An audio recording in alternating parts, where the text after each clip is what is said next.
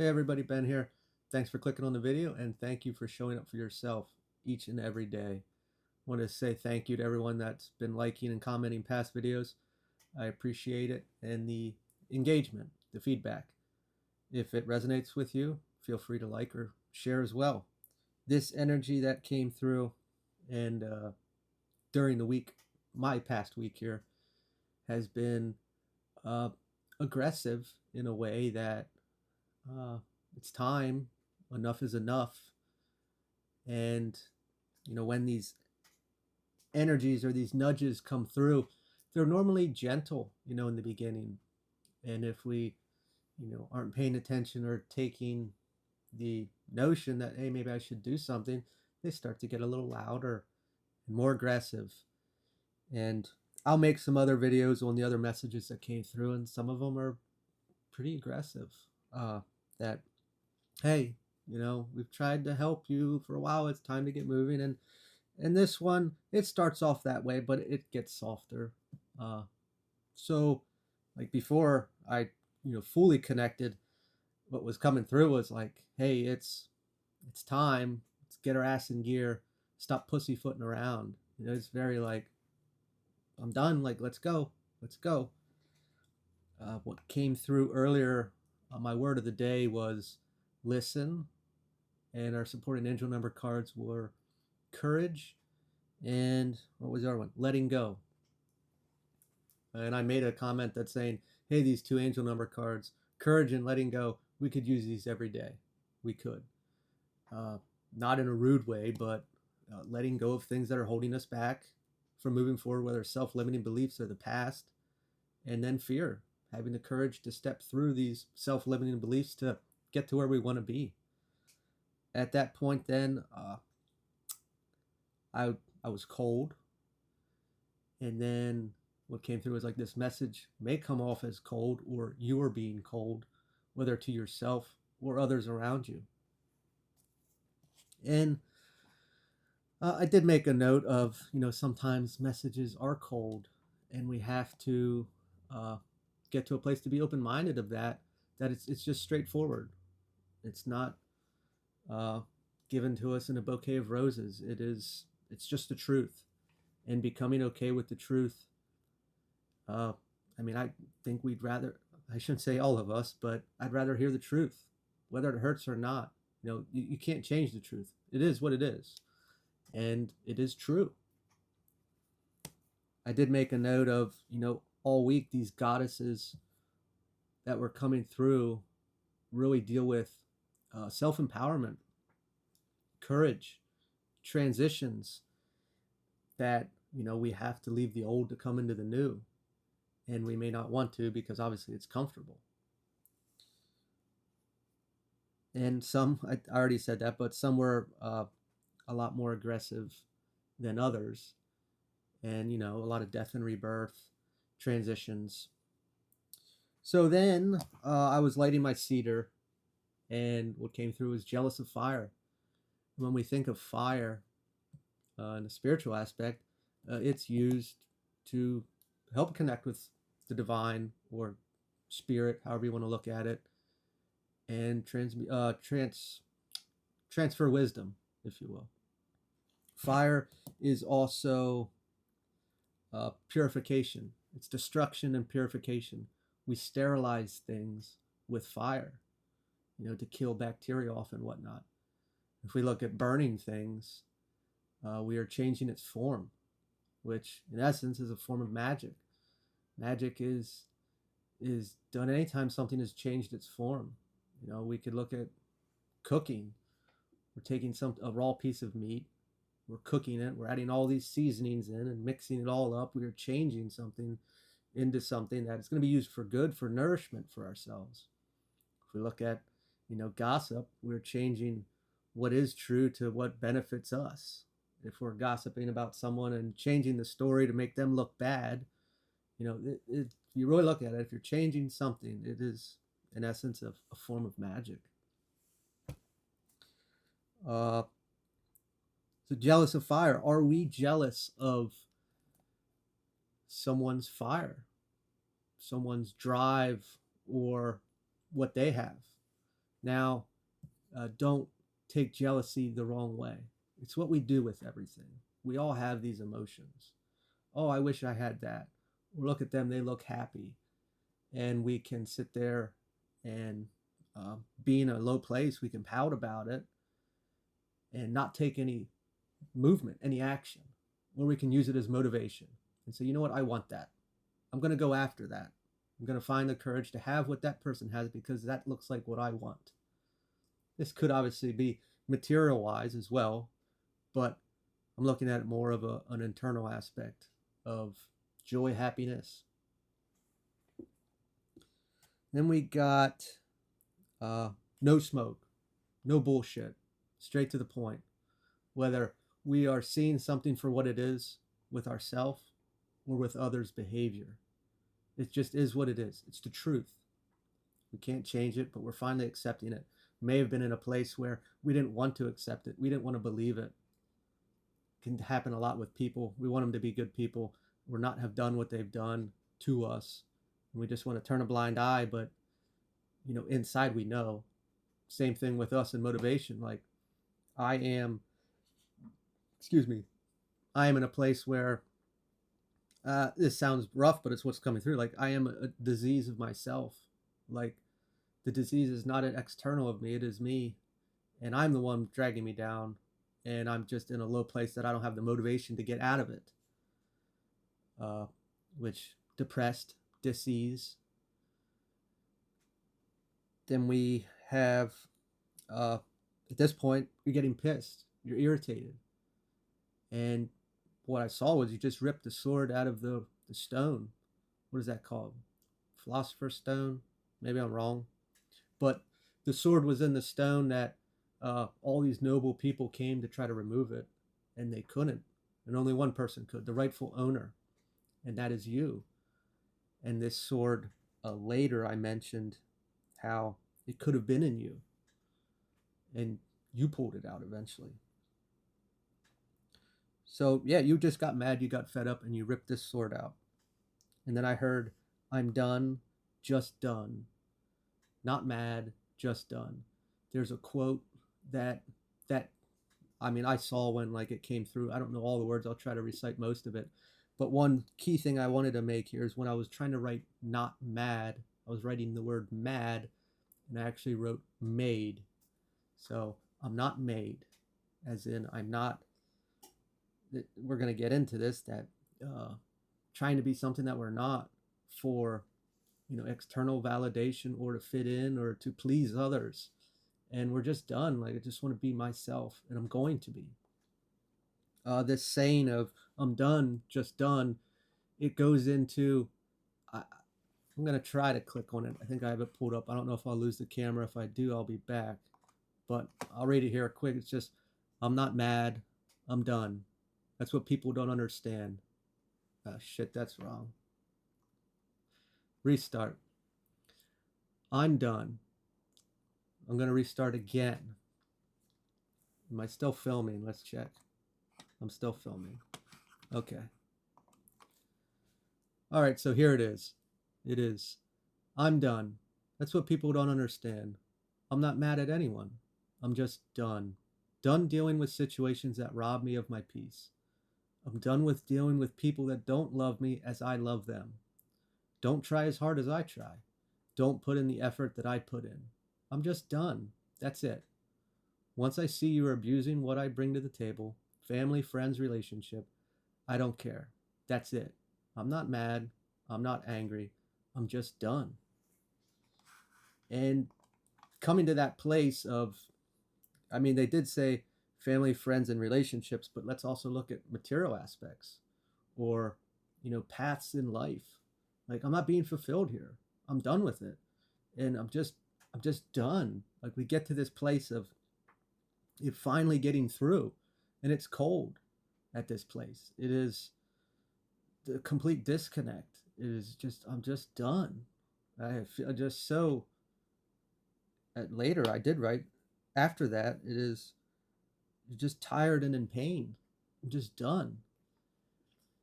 And the hard thing is when you get to this place and you might start cutting people out or things like that, and they're going to think you're rude or you're different now. Of course you're different.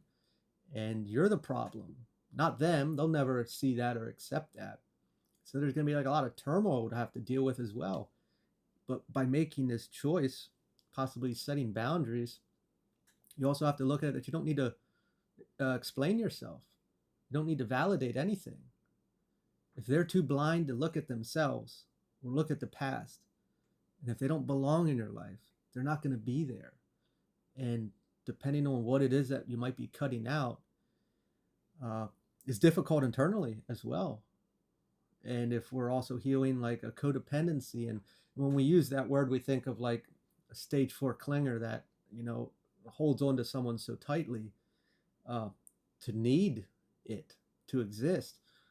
But it's much deeper than that. It's just like, let's look at a family unit, for example, and say you ventured off completely on your own.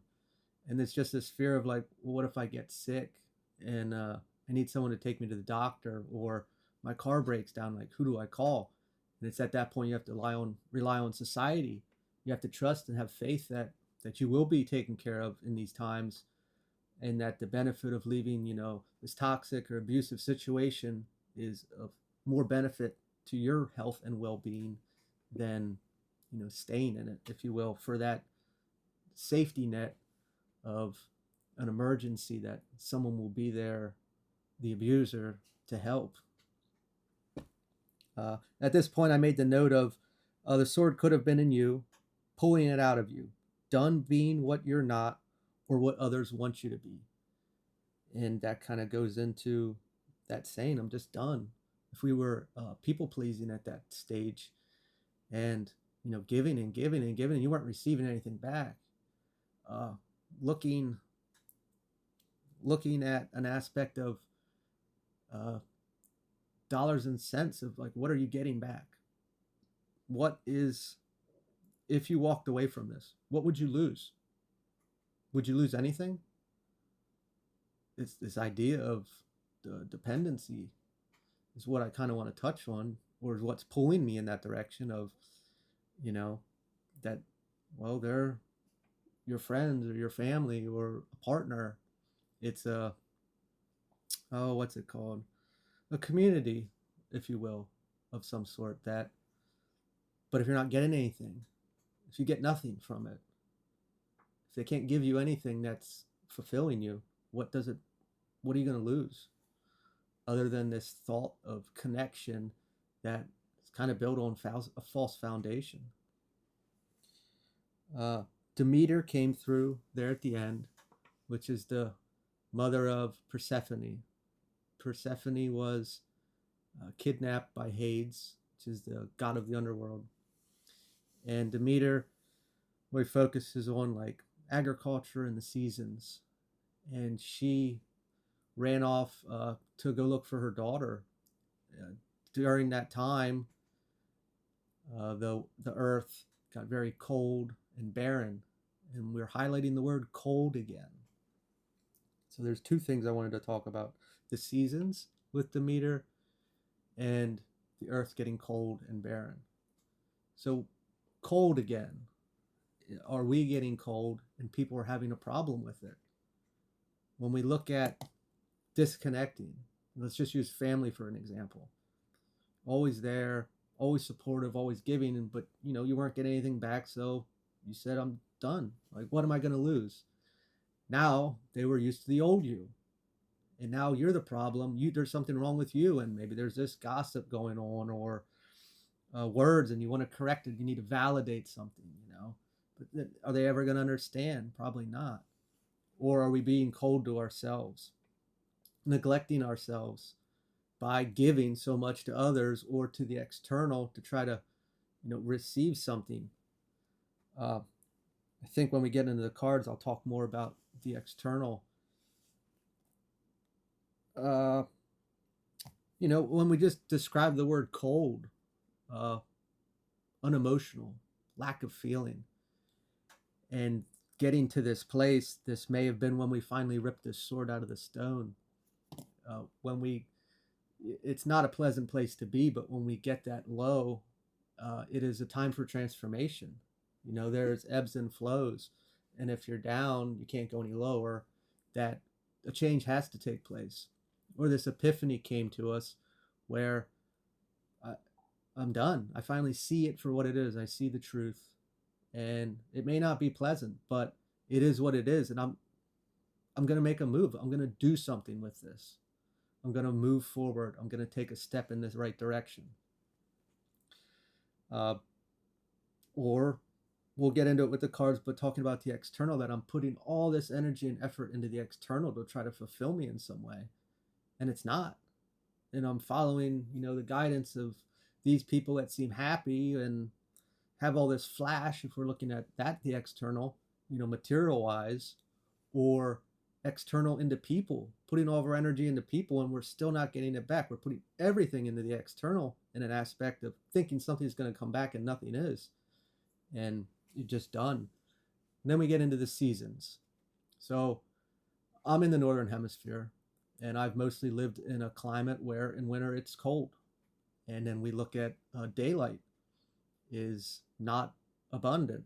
It is, if you're going to work, you go to work in the dark and you get home in the dark. It's quite depressing. But what I've experienced a lot of that time, we're inside a lot then, because obviously it's cold and there's not much daylight. Inside our homes, we can also be inside here. This is a time where we can really reflect and come up with these ideas and goals that we're gonna, you know, put into action once the weather breaks or it gets warmer, it gets lighter, and it's nicer outside. You can do a lot of research. Probably a lot of people are glued to their screens at this time. And, you know, of course we can look at the future, but we can also look in the past and heal a lot, experience a lot, do a lot of reflection at that time. And Persephone would come back in the spring, which, you know, a lot of people look at that in the spiritual community as the new year, which I would agree. We're coming through this cold, barren time, and it's a rebirth, another rebirth.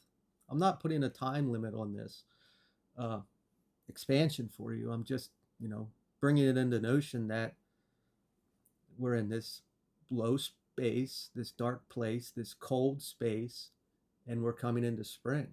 But we have to pull the sword out. And in the way I'm reading it is someone already did or came to this epiphany. If not, it is always our choice. We can stay there as long as we want. And there's no harm in that. It's just whenever you're ready. It's just you know, that's also going with the external of, if we're flooding everything into the external, for looking for validation or fulfillment of some type, and we're not getting it, that's like everyone else trying to pull the sword out. They can't. It's not theirs to pull. It's not theirs to fulfill. That sword can only be pulled out of us. We can only be the one to fulfill us. And that's where it really comes into fulfilling us internally versus externally. So I was only told 3 cards. First card, Queen of Pentacles reversed. Neglect. We can look at this several different ways. Jealousy came up. This could be jealous of, you know, the others, or seeing what we see there in the external. We want that. And as I said before, we all embody jealousy to an extent. It's what we do with it that matters. Or it can propel us and use it as motivation, or we can sit back and stay in this pity space of, you know, woe is me. I wish I had that. I wish I had the confidence to do that. And we're just looking at confidence. Like, what came to me when I was taking my notes is like, maybe you want to play basketball and you don't know how. And just finding the courage to go to that local community gym and practice, and then get a part of a league, and then do it. You know, we all got to learn. Same thing with like riding a horse. Maybe you're old and you're like, well, I'm not young, I'm not flexible, I don't know how to ride a horse. And there's 7-year-olds that are doing it, you know. Well, there's plenty of classes out there to do such a thing. This can go into any creative thing or a hobby. We're never too old, and nothing is impossible. The only time it's impossible is when it's in here that it's impossible. It's our limiting beliefs. We can accomplish anything if we truly desire to and believe it. The other thing with this Queen of Pentacles is Obviously, it said neglect, neglecting ourselves or others, uh, pulling the sword out. If we're neglecting it, we could also look at it as external versus internal. So we'll tie these two together. We're dumping everything into the external, whether people, places, or things, trying to fulfill something, and neglecting our internal. If we did finally build walls and boundaries and things, and we pulled back from things that weren't fulfilling us, there might be word on the street that you're neglecting them. Uh, Again, when we really step into this self empowerment, we don't have to explain ourselves. We may want to in the beginning because it's natural, because we always did in the past. We always had to uh, validate this or get somebody to understand why we're doing something, because everything was questioned, uh, in essence, because it would have led to your freedom, you know? So, that's stuck in us, and something that we need to work through to not have to validate ourselves. It's just, I'm doing this, and that's that. Validating it, I'm not going to get into that right now. Our next card, Nine of Wands. Fortitude. Setting boundaries, building these walls of your castle to allow energy in, and keeping our energy in and keeping other energies out. One thing to note is we do need to build walls, of course. That's self-respect. It really is. And if you're in a place that you are like an empath, that you are physically feeling others' energies, that is a very difficult process to go through, because all of our life we thought it was all ours, and it really wasn't. So learning what is yours and what is not is a challenge in its own. And there's no easy way to go about that other than trial and error. But also, if we're just looking at a grander scheme of, giving and taking, our walls are letting people in to take from us, opening that door to give into that insecurity of people pleasing. But when we do build these walls, uh, they serve a purpose in the beginning. They do. And once we've healed enough or came to a place of that confidence and courage and discernment of what is what and what is not, we have to remember to take them down, or we will be in a place of, I don't really want to fully say lack, but also jealousy of saying, well, everyone else is happy and doing these things, but we forgot that we built these walls around us and not locked everything out. And we're not available or open to allow anything in or out. That also can be a stuck place or stagnation. Now, like I said, it does serve a purpose to build these walls, but we have to remember to open them and have the discernment and courage that, okay, the past was the past and I experienced these things, but I believe in myself enough that I'm not going to put myself in those positions again or allow something like that to take place, because I've healed, I've come to the truth, I've understood, and I'm ready to enjoy life again. That's it. Like I said, it's got to be careful, because those walls will also keep us in this stagnation or stuck place. Our next card kind of went into that. Six of Swords reversed. Repeating cycles, blocked or stuck. Uh, just on the general message, we would be stuck if we're dumping everything into the external, trying to gain some sort of fulfillment or joy, and it's not doing anything. We're trying everything, dating, family relationships, friend relationships, jobs, material, house, fancy cars, clothes, dressing the part, trying to be, we're dumping everything out here, and it's like, well, it's working for everybody else. Why is it not working for me? What's going on? It's also like a big, hey, what else can I do?